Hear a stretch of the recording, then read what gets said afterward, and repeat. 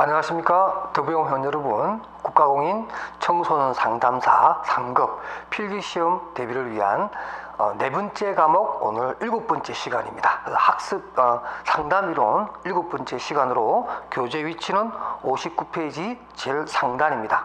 우리가 지난 시간에는 행동주의 이론에서 어떤 기법적인 부분을 설명을 하면서 주로 이제 벌에 대한 얘기를 했죠. 그래서 우리 교재 오른쪽에 58페이지 보게 되면 격리라든가 과잉 교정, 오버컬렉션이라든가 또는 리스판스 코스트라고 해서 반응가, 이런 어떤 벌적인 측면에서의 기법을 얘기했고, 그 다음 또 체계적 둔감법이라든가 또는 토큰법과 같은 이러한 부분도 제가 설명을 해드렸죠.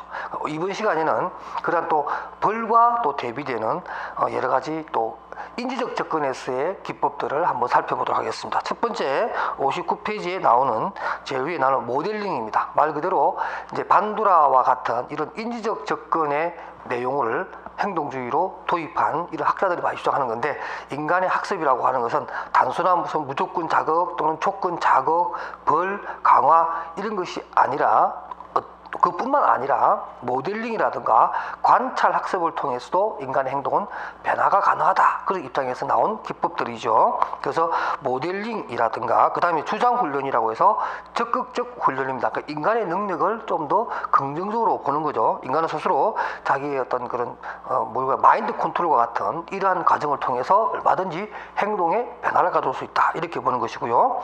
그 다음에 혐오 치료라고 해서 말 그대로 혐오스러운 자극을 줌으로 해서 그 바람직하지 못한 행동을 저지시키는 이런 것이 되겠고, 그 다음에 긍정적 강화, 우리가 정적 강화, 부적 강화, 제가 지난 시간에 한번 설명해 드렸을 겁니다. 그런 내용들이 있고요. 그 다음에 60페이지 보게 되면 여러분들 그 반가로 9번에 나오는 바로 샤핑이라고 하는 조형, 행동 조성이라는 거. 이거 굉장히 여러분 꼭 알아주셔야 됩니다. 행동 조성이라고 하는 것이 있는데요. 이 행동 조성은 이것도 부러지네요. 제가 조금 바꾸겠습니다. 행동 조성이라고 하는 것이 있는데, 이 행동 조성은 굉장히 재밌습니다. 행동 조성은 뭐냐면 이게 우리가 아주 어렵게, 그러니까 행동 조성에서 기법을 사용하는 내용은 어떤 것들이냐면은 우리가 태어나서 처음 배우는 것들이에요. 태어나서 처음으로 배우는 것들인데, 그 배우는 과정을 굉장히 어렵게 배우게 됩니다. 그게 이제 어렵게 배우기 때문에 한 번 배운 것을 까먹질 않아요. 우리 쉽게 생각하면 여러분들 왜 자전거 타는 거 있잖아요, 그죠? 자전거 여러분들 어릴 때 한번 배울 때 생각해 보세요. 얼마나 어렵게 배웁니까? 굉장히 무섭죠. 그래서 이 자전거 타는 것이 굉장히 쉽지 않고 또 배우는 것도 굉장히 어려운데, 근데 한 번 배우고 나면 절대 또 안 까먹어요. 왜? 아주 어렵게 배웠기 때문에. 그래서 자전거를 어릴 때 좀 탈 줄 아는 걸 배운 사람이 한동안 자전거를 안 타고 한 20년 만에 자전거를 다시 타게 돼요. 그럼 그 사람 자전거 탈 수 있을까요, 없을까요? 신기하게도 자전거를 탑니다. 왜? 20년이 지나도 한 번 배운 그 학습을 까먹지 않는다라는 거죠. 이게 바로 이제 이 행동 조성의 하나의 특징입니다. 그래서 거기 보면 이런 거예요. 행동 조성이라고 하는 것, 조형이라고 하는 것은, 조형이라는 것은 뭐냐면 우리가 어떤 동상을 만들 때 이렇게 아주 조심조심 이렇게 돌을 깎아서 우리가 원하는 어떤 모양을 만들어내는 것을 우리가 조형 또는 무슨 조각이라고 그러잖아요. 바로 그러한 방법으로 복잡한 도달점 행동을 습득하기 위해서 그 행동에 접근하는 근사한 모든 행동을 소단계에 나와서 아주 잘게 해서 조금씩 이렇게 접근해 나가는 거죠. 왜냐하면 어렵기 때문에. 우리 자전거 배울 때 보세요. 처음엔 4발 자전거 타다가 어느 정도 이제 힘이 붙고 다리가 좀 힘이 있고 속도감이 있으면 한쪽 바퀴를 빼죠. 보조 바퀴를 빼죠. 그리고는 아빠가 밀어주다가 나중에 안 밀어주죠. 이렇게 하나하나 단계별로 소단위로 나누어서 행동을 익혀 나가는 것, 바로 그것이 행동 조성이다, 이렇게 보시면 되겠습니다. 그 다음에 역할 연기, 우리가 롤플레잉 이런 것들을 통해서 충분히 학습이 가능하겠고요. 그다음 행동 연습이라든가 자기 지시, 내용적으로는 여러분 읽어보시면 어렵지 않은 내용 읽어보시고, 이 용어들 예를 들면 자기 지시라든가 행동 연습이라든가 또 61페이지에 나오는 사고 중지 또는 행동 계약, 또 인지적 행동 수정, 이런 것들 꼭 잘 기억해 주시고, 그 16번에 나오는 자기 지도까지, 그러니까 자기 지시, 사고 중지, 자기 지도, 이것은 대부분 다 인지적 접근에서의 행동주의 기법들입니다. 그런 것이 있다. 그 다음에 또 그 분입니다. 61페이지 아래쪽에 있는 금지적 조건 형성을 합니다. 내적 금지라고 하는 건데, 금지적 조건이라고 하는 것은 굳이 얘기하자면 이건 거죠. 그러니까 포비든 컨디션이라고 하는 건데, 별로 바람직하지 못한 어떤 상황을 얘기하는 겁니다. 원치 않는 거죠. 좀 혐오스러운 자극이라고 할 수 있습니다. 이러한 것을 형성을 하는 거예요. 그러니까 우리가 어떤 불안한 상황이 벌어지고 있습니다.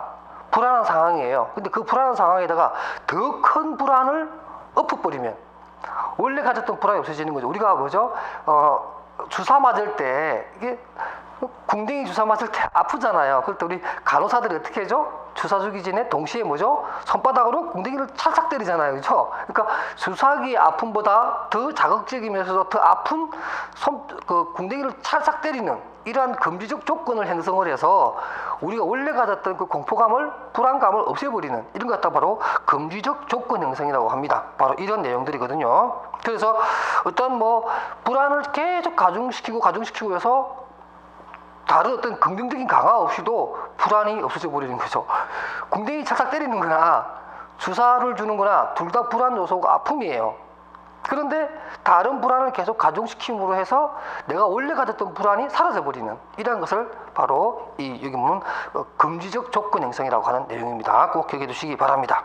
그래서 62페이지에 이제 위에서 네 번째 줄에 보면 이제 개념 체크라고 하는 것이 있는데, 개념 체크라기보다는 어쩌면 좀 더 우리가 시험을 준비하는 수험생 입장에서 반드시 알아야 될 내용이다 이렇게 보면 되겠어요. 왜냐하면 행동주의의 기법은 많이 나오고 또 기법에 대한 개별적인 설명을 묻는 또는 그 내용을 아는지를 묻는 문제도 많이 나오지만 또 이런 식의 문제도 많이 나옵니다. 예를 들면 행동주의 기법 중에서 학습을 촉진시키는 대표적인 기법이 뭐냐, 또 거리가 좀 먼 것은, 이런 것을 얘기하는 문제가 나오는데, 거기 보면은 학습 촉진 기법으로서 목적 행동의 빈도를 촉진시키니까 바람직한 행동이겠죠. 바람직한 행동을 좀 더 재현 가능성을 높이는 여러 가지 기법으로서는 바로 강화와 변별학습과 대리학습, 이 세 가지가 있습니다. 이것을 또 행동주의에서는 좀 별도 빼가지고 학습 기법 이렇게 이야기하기도 합니다. 꼭 이 세 가지 기억해 두시고요. 그 다음에 또 행동주의의 기법 중에서는 많은 것들이 존재하지만 내적 행동을 변화시키는 것, 내적 행동을 변화시키는 기법, 이렇게 좀 구분해서 바라보기도 합니다. 그랬을 경우에 내적인 행동을 변화시키는 또는 그러한 변화를 촉진하는 방법으로서는 볼페와 같은 학자들이 개념화한 체계적 둔감법, 그 다음에 근육 이완, 다시 말해서 긴장을 완화시키는 기법, 그 다음에 반도라가 대표적인 학자인 인지적 모델링, 그 다음에 사고 정지, 자기 지시까지 포함되겠죠. 또 자기 관리도 포함되겠네요. 이러한 사고 정지 또는 사고 중지 기법, 이런 것들은 내적인 행동 변화를 촉진시키는 기법이고요. 그 다음 외적인 행동을 촉진시키는 것은 일반적으로 우리가 토큰법이라든가 또는 모델링입니다. 인지적 모델링은 아니에요. 인지적 모델링은 내적인 거고 일반 모델링은 외적인 것이다. 그 다음에 자기 주장 훈련이라든가 자기 관리 프로그램이라든가 또는 행동 시연, 우리가 롤플레잉이라고 하는 말 아까 앞에서 설명했습니다. 그 다음에 혐오 치료라든가 소구와 같은 벌 또는 오버컬렉션과 같은 과잉 처벌이죠. 과잉 처벌.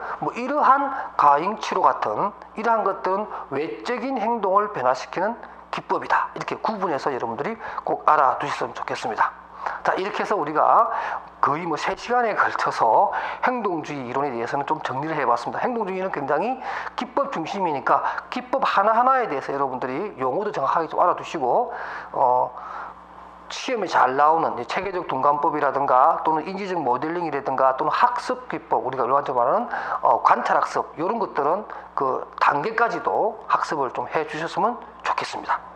그 다음에 오늘은 또 우리가 집중적으로 공부할 것이 제8절에 나오는 REBT, 합리적 정서 이론 또는 합리적 정서 행동 이론, 그 behave라고 하는 단어를 집어넣어서 behavior 테라피라고 하는 이론을 배우도록 하겠습니다. 합리적 정서 행동 이론은 용어상으로 보면 여러 가지 논란도 많고 또 재미있는 어떤 뒷담화가 있습니다만은 이 시간에 그걸 얘기하기는 좀 그렇고요. REBT라고 해서 원래 레이셔널이죠. 레이셔널, 그다음에 이모션, 그다음에 비헤이브를 쓰기도 하고 안 쓰기도 하고, 그래서 테라피라고 해서 RET 또는 REBT라고 해서 합리적 정서 행동을 넣기도 안 넣기도 하고, 그래서 합리적 정서 뭐 상담 이론 뭐 이렇게 우리가 설명을 할 수가 있습니다.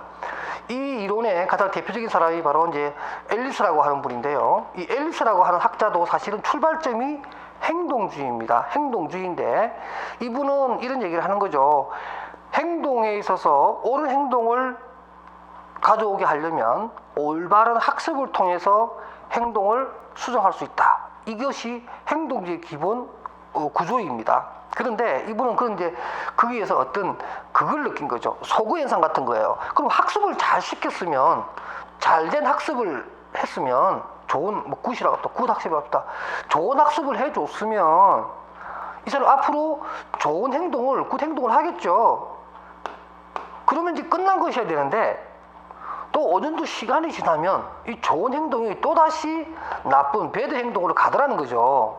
그렇게 되면 이 좋은 학습이라고 하는 이 방법은 뭔가 좀 잘못된 게 아니냐, 뭔가 우리가 원인을 잘못 찾은 것이 아니냐, 이러한 각성으로 하면서 인간의 행동이라고 하는 것은 단순하게 학습만으로 되는 것이 아니라 인간의 행동을 지배하는 것은 사고체계, 또 그 사람이 가지고 있던 신념체계가 뭔가가 문제가 있어서 인간의 행동을 옳게도 옳지 않게도 결정한다. 이렇게 이분은 간파를 한 거죠. 그렇게 함으로 해서 인간의 행동을 결정하는 많은 요소 중에서 학습이 아니라 인간이 가지고 있는 정서, 사고체계, 이런 것들입니다. 인지적 요소, 이것이 훨씬 더 인간의 행동에 더 큰 영향을 미친다. 이렇게 보고서 기존의 행동주의 내용과는 조금은 다른 모양으로 이 인지 또는 정서라고 하는 요소를 가지고 놓으면서 자기만의 독자적인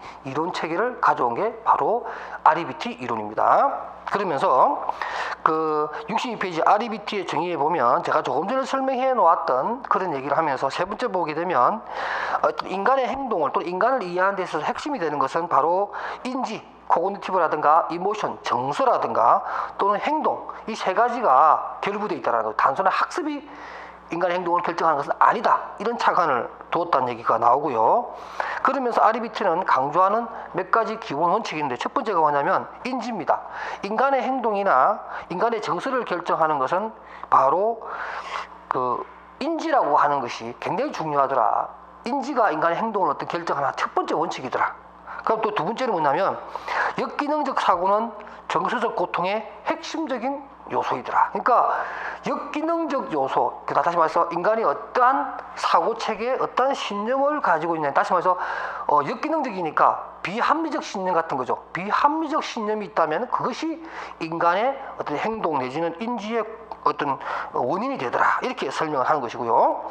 그 다음 63페이지 보시게 되면 제 상단에 보게 되면 우리는 생각하는 것을 느끼기 때문에 정서 문제에서 벗어나기 위해 우리는 먼저 사고 분석부터 시작해야 된다. 그래서 사고 체계를 정확하게 알아야 인간의 행동을 아는데 우리는 좀 더 정확한 내용을 알 수 있다. 이렇게 설명한 거고요.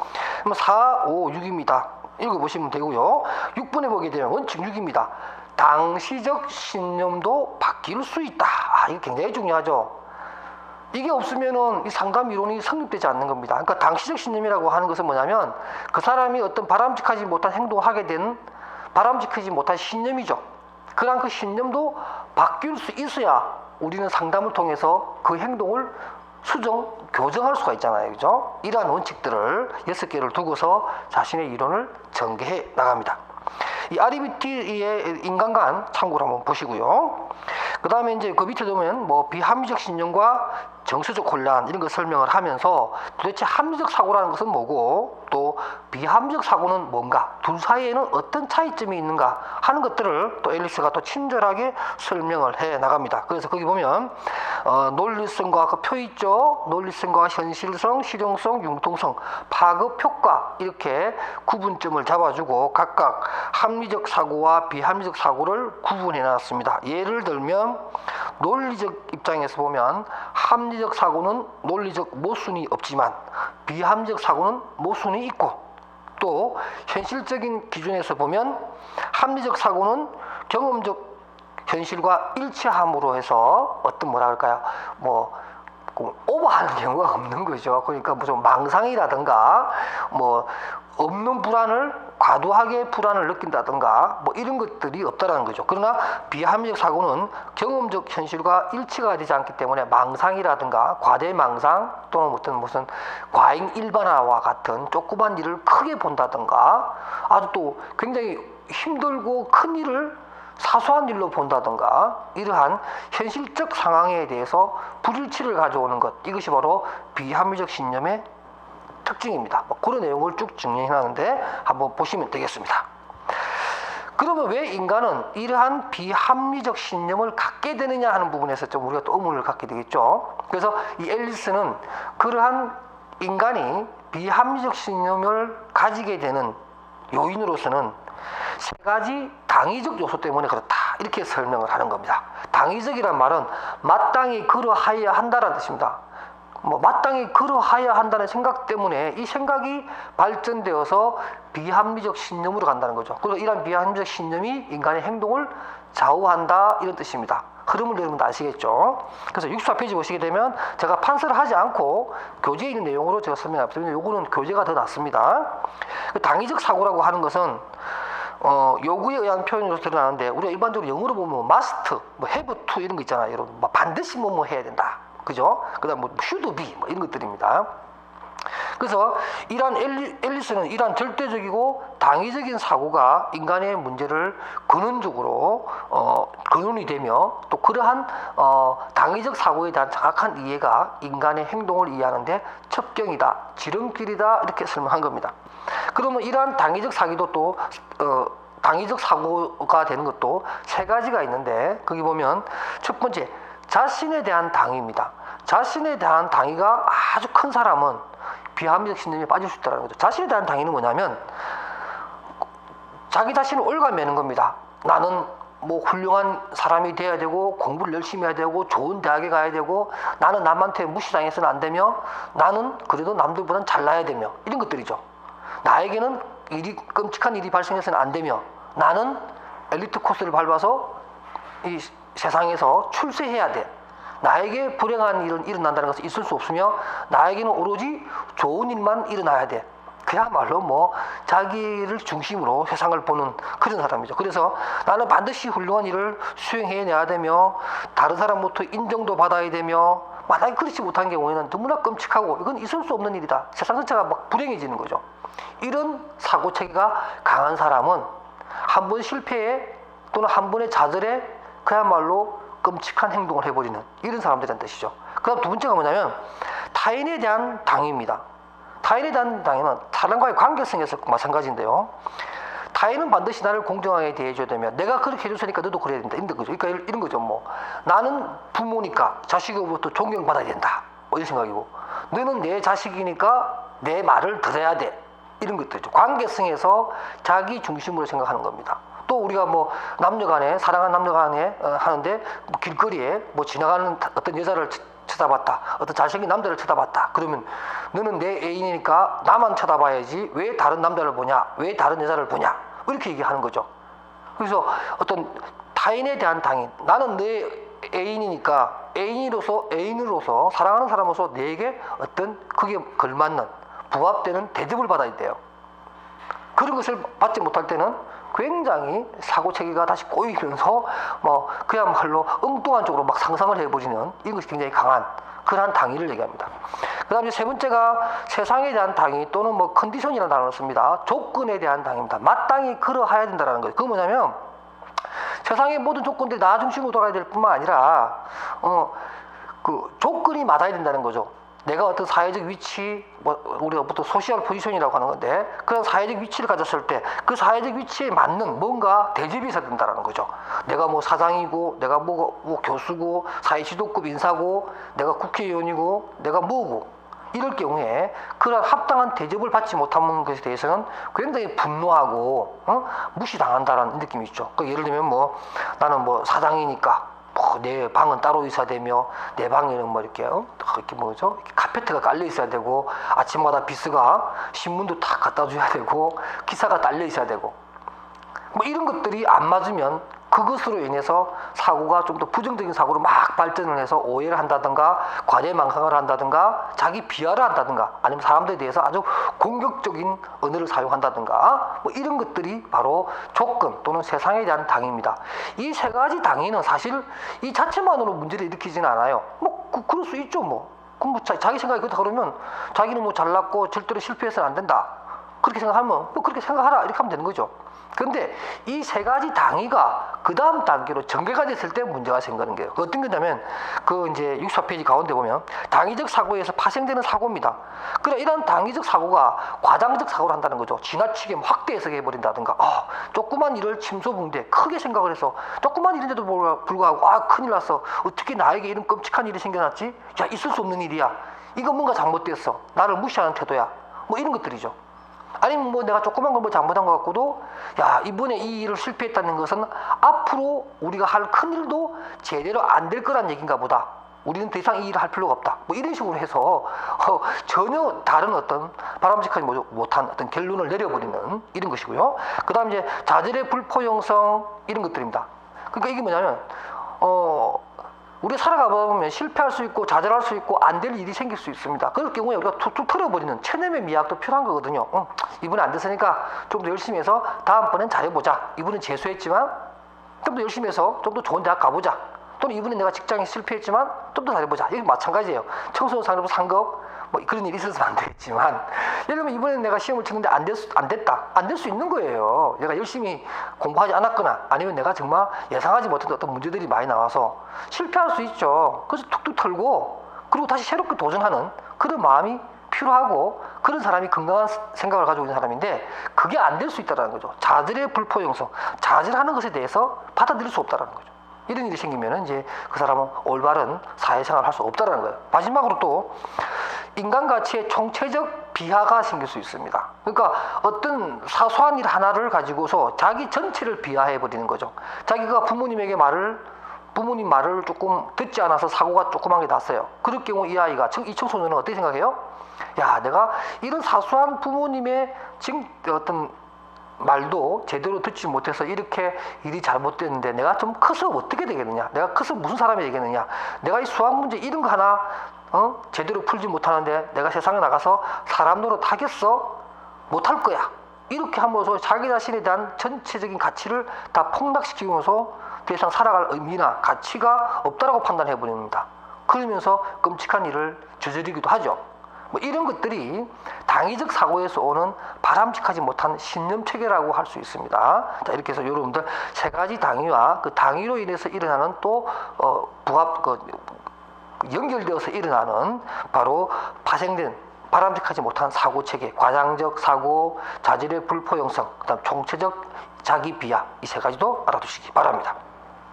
그 다음에 65페이지 가게 되면 여러분들 이제 그 위에 거는 별로 중요하진 않은데 그 밑에 보면은 ABC 학장 모형 중에서도 A, B, C, D, E, F 모형이라고 하는 것을 알아두시기 바랍니다. 이게 바로 이제 REBT, 다시 말해서 앨리스 이론의 가장 핵심적인 내용입니다. 하나의 이제 도식화, 그림으로 보여주는 건데요. 뭐 그림은 이해하기가 쉽습니다. 어떻게 되냐면 이런 거예요. 그러니까 A, B, C, D, E, F인데 A, B, C, D, E, F인데요.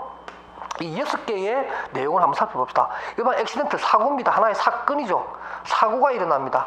사고가 일어났을 경우에 뭔가 예를 들면 내가 어떤 예를 들면 시험에 실패했다거나 이런 거죠. 그렇게 생기게 되면 여기에 대해서 이제 비합리적 신념이라서 irrational belief라고 하는데 IB라고 할게요. belief입니다. 그러니까 비합리적 신념입니다. 시험에 실패하니까 내가 이 시험에 실패하다니 어떻게 나한테 이런 일이 있을 수 있어? 난 지금까지 열심히 해왔고 모범적인 생활을 해왔고 선생님 말씀 잘 듣고 이렇게 해왔는데 내가 왜 실패하는 거야? 난 정말 쓸모없는 아이인가 보다. 이렇게 자기에 대한 어떤 그런 당위성이 깨진 거죠.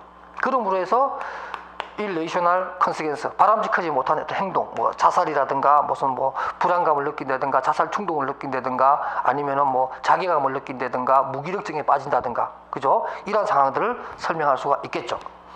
그래서 여기에서 이 생태로 놔두면 안 되는 거예요. 그래서 여기다가 이제 디스퓨트라고 해서 일반적으로 논박이죠, 논박. 논리적인 반박을 통해서 시험에 한 번 실패한 것은 누구에게나 다 있을 수 있는 일이니까 그것은 하나의 시험 한 번의 실패에 불과한 것이고 앞으로 네가 더 열심히 하면 된다.